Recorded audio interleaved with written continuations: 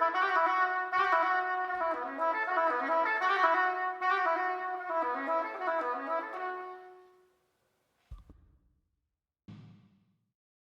everyone, this is my oboe reed making video. These are all the tools I use for adjusting and actually making a reed from scratch. This is my profiling machine with a 46 template, my shaping machine that I use with a -2 shape. I use Jordan-off cane, also known as le rasoir chantant. Here is an example of what a more finished reed would look like, whereas all of these parts go into making that. So you can see the staple, the gouged cane, this is the cane when it's shaped, and then these are all my adjusting tools that I use in order to make an oboe reed. So I hope you enjoy the video.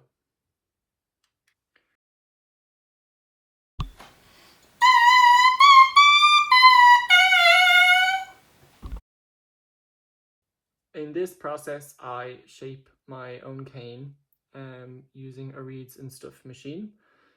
So this is a gouged piece of cane, and how it works is you add your template, which is this, to the machine, and what it does is it copies the shape of the template into the piece of cane.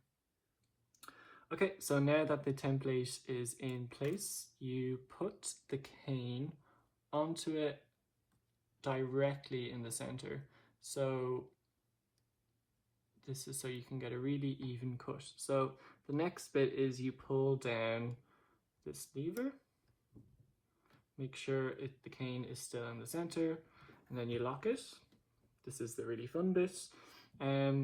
These blades are very, very sharp, and you just shape the cane. Cane usually goes flying everywhere.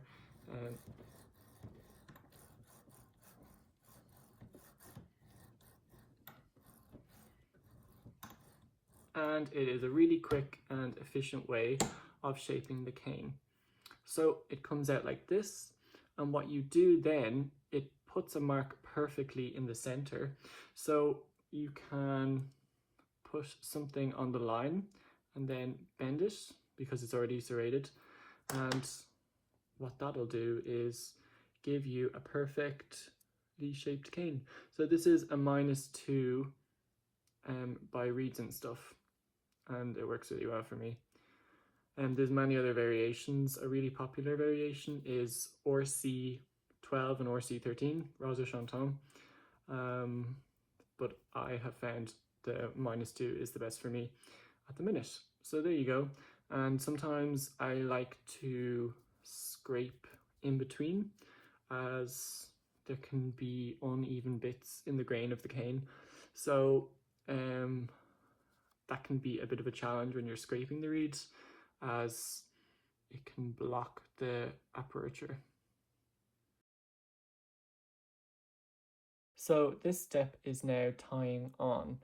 This can be quite tricky as there's lots of moving parts and small measurements, so you want to be really accurate and not rush this step. So number 1 is having a mandrel, really important. Number 2 is having something to measure the length. I like to use the digital ruler or just a regular ruler. Your staple, your piece of shaped cane. You can buy it shaped or you can shape it yourself. I like to use these silicone tie-on rings as they help keep it in place, as you'll see soon.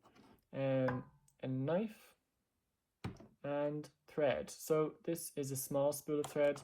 They come very large and it's really hard to stop it from unraveling. So a tip my teacher gave me was to use this one. So you save your old one and you tie on small amounts at a time. So this next step, watch carefully as this knot has to be particular. So I'm going under,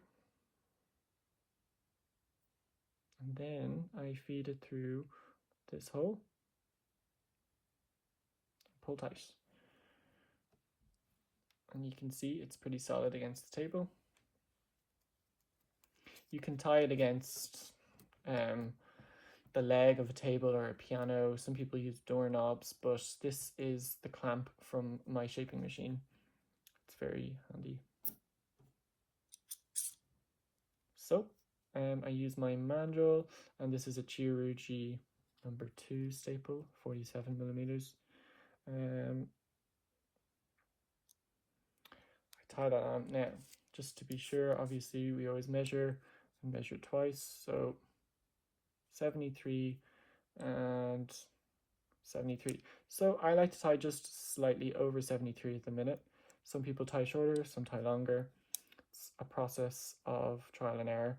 73.1. Okay. So sometimes if you tie on too long, it can be quite sharp, and if you tie on too short, it can be flat. So it's about finding the balance that you like, and trial and error, unfortunately. So this step is also quite complicated. So you have to hold a piece of cane so it doesn't slide up or down. And it's very hard to see on the video, but there is a slight gap between the staple and visibly where you can see through the cane. So what you want to do is just get your control.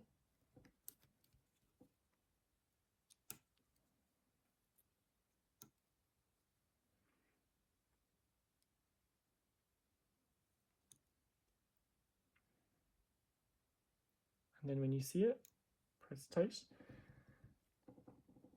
and go for it. Then I like to check maybe a quarter of the way. How has it changed? Has it gone crooked or not? If not, keep going.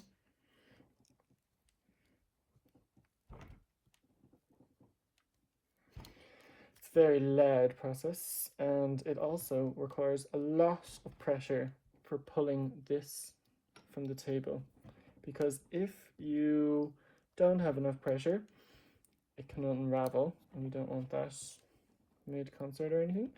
So we just want to cover the cane completely. Some people like to go down, I don't.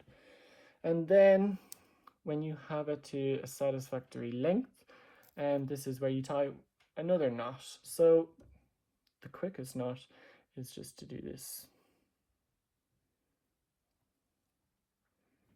It's also the sleekest one visually. So that's one. I like to do maybe two, sometimes three, depends on if it's tight enough.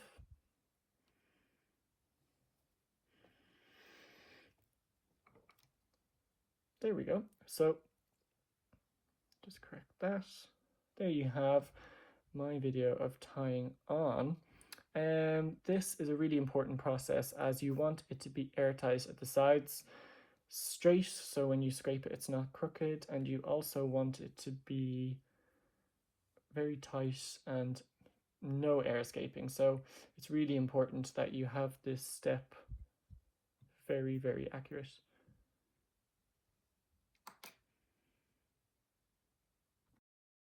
A very important part of the tying on process is also, once you have taken off the tie on ring and you're happy with it, just for extra measure of safety against air leaking, you can get any colour nail varnish.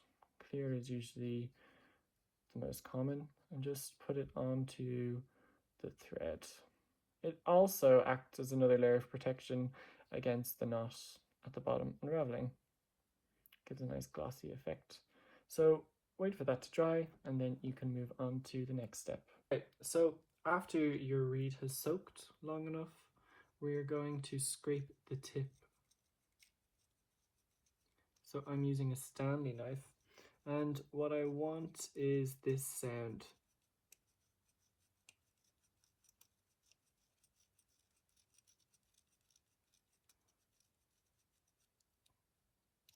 So we don't want any ridges.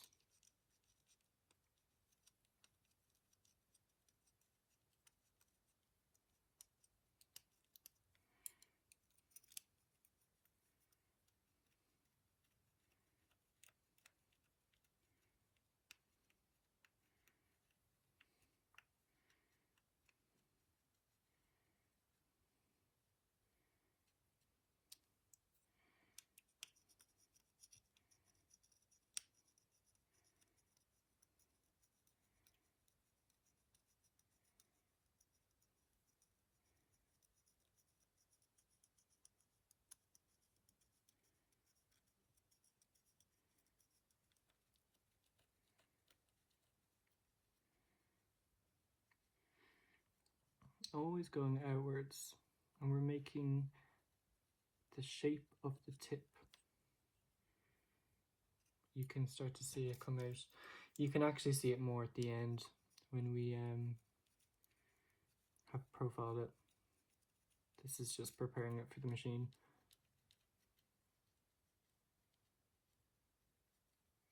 Be careful not to clip the tip. And the other side.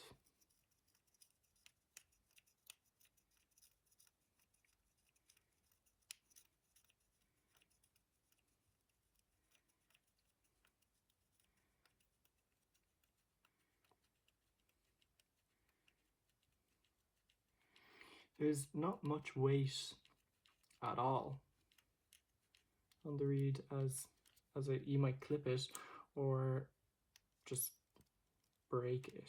So we want to get as light as possible and have as much control as we can.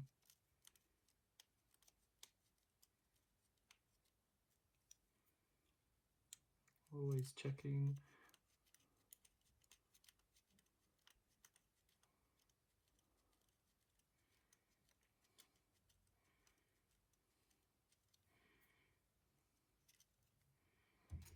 Just take off some more cane. Now, there is a lot of room for error if you do clip the tip, and I'll show you why. As a lot of adjustment has to be thought about here.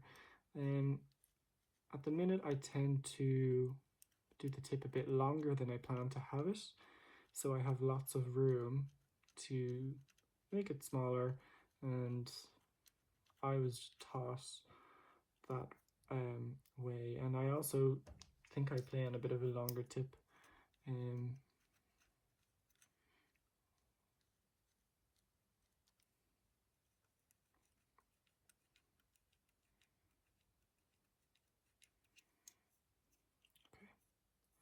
So, also because these machines have a very sharp blade, I like to take a bit of the bark off. This has a different sound.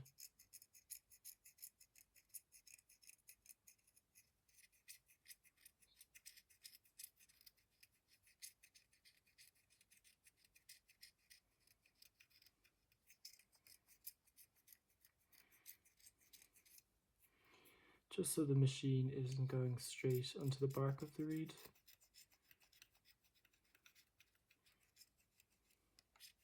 Again, you could do a lot of this by hand, but I'm just preparing it to go into the machine. There we go. It's obviously going to be not look like a finished reed before we put it in, but how I have my machine set up now is for the tip to be slightly long. So we add it onto the machine's almost mandrel. Make sure it's on tight, and then slide it onto the line. Make sure, I need to always check that it's in the center, and then add the clamp and tighten it. So one side is ready to be profiled. So slightly past 10 on this knob is what I'm used to, and I'm just going to check the blade isn't too, it's not taking too much off. Cool. And then you go for it. It can be quite loud, the sound.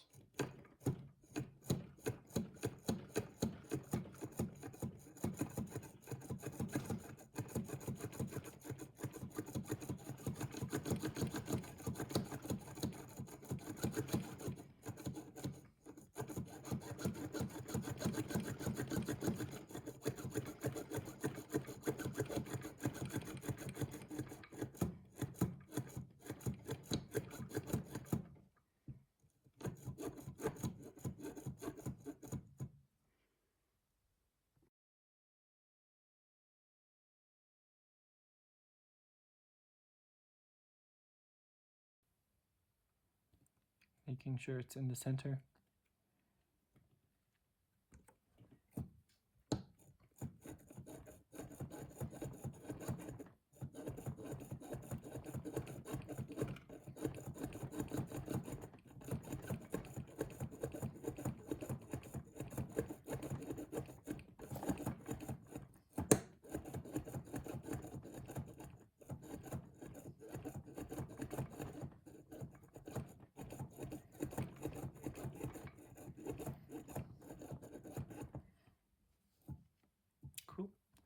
So you always want to make sure that it is taken enough off, and I have it adjusted so that it doesn't take too much off the length.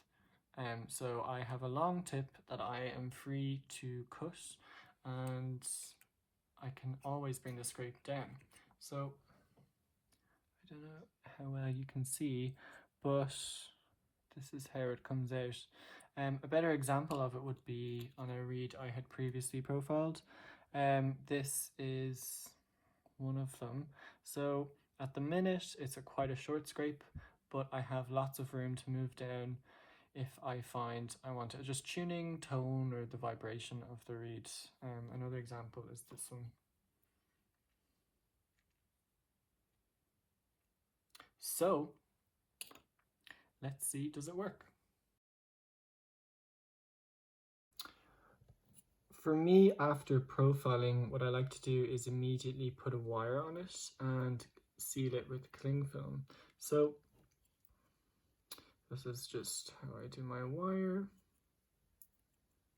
Put it where I want and then tighten it. Sometimes if the wire is too loose, I like to use my pliers to just fix it into place.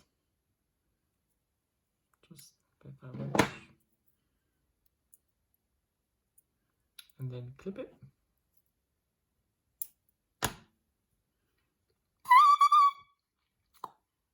There we go. That sound is it's sealing, which is always nice. Next up, I need to add some cling film to my reed. Okay, so with my homemade cling film, I bought a large thing and then cut it with the scissors. What I like to do is put it on the wire and then wrap it like so, having a nice grip so it's airtight, and then I always double check with the sound. That is airtight. So now it's time to test it. Now with this profile, they don't work straight away. The whole idea is you get it to a certain level and let it rest, settle as it's an organic substance, and then you make your fine adjustments. But let's see how it sounds.